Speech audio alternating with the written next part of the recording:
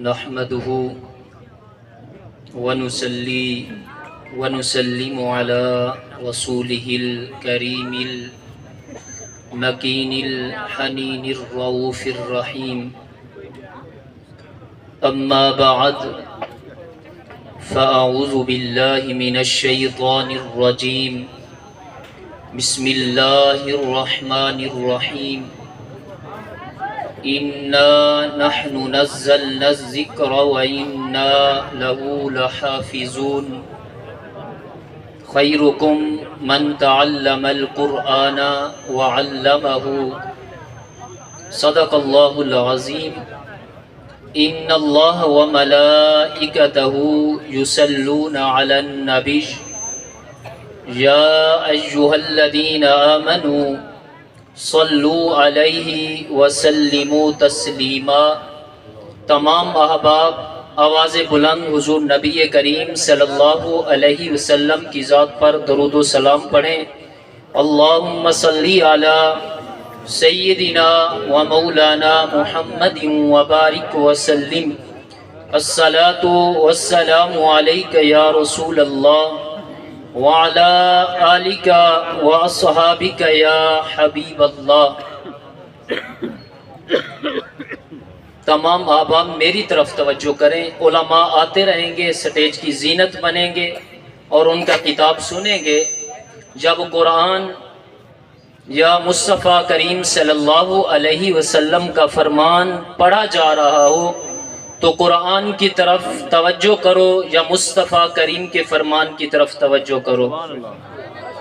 تو امام الانبیاء کے غلاموں، سب سے پہلے میں مبارکباد پیش کرتا ہوں حضرت علامہ قاری محمد عارف رسول باروی صاحب کو اور جتنے بھی ان کے ساتھ ان کی ٹیم ہے، سب کو میں مبارکباد پیش کرتا ہوں.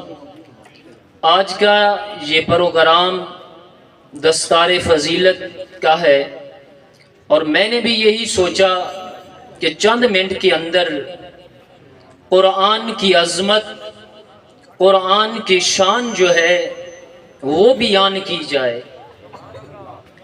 اور قرآن کی عظمت جو ہے، شان جو ہے، قرآن کا محافظ کون ہے؟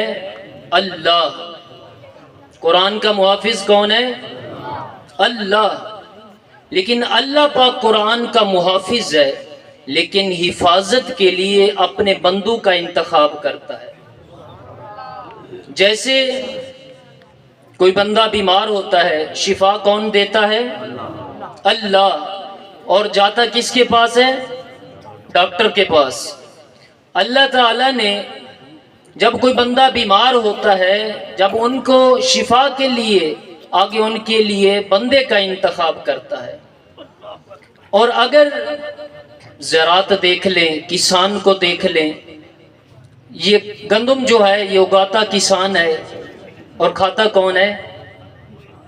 ساری دنیا، ساری خلقت کھاتی ہے. اللہ پاک فرماتا ہے واللہ خیر الرازقین، میں رزق دینے والا ہوں. یعنی رزق اللہ دیتا ہے لیکن انتخاب بندے کا کرتا ہے. اور ایسے ہی قرآن کا جو محافظ ہے وہ اللہ ہے، لیکن وہ اپنے بندوں کا انتخاب کرتا ہے، حافظ قرآن کا انتخاب کرتا ہے. ان کے ذریعے یہ قرآن کی حفاظت ہوتی ہے. تو امام الانبیاء کے غلاموں، حضور نبی کریم صلی اللہ علیہ وسلم نے فرمایا،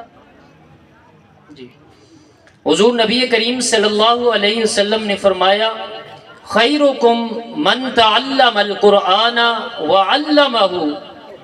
بہترین شخص وہ ہے جو قرآن سیکھے اور قرآن سکھائے.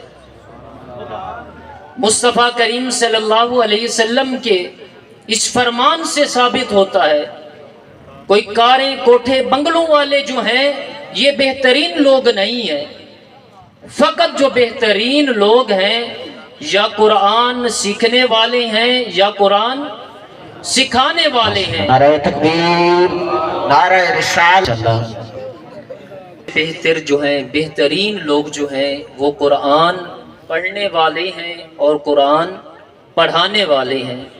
یقیناً جو قرآن والوں کو، یہ قرآن والے جو ہوتے ہیں یہ رب کے مہمان ہوتے ہیں۔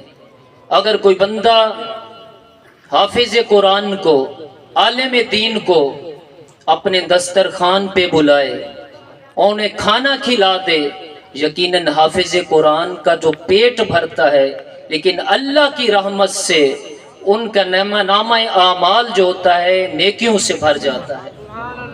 تو امام الانبیاء کے غلاموں، اور خود بھی قرآن کے ساتھ جڑ جاؤ اور اپنی اولادوں کو بھی قرآن کے ساتھ جوڑ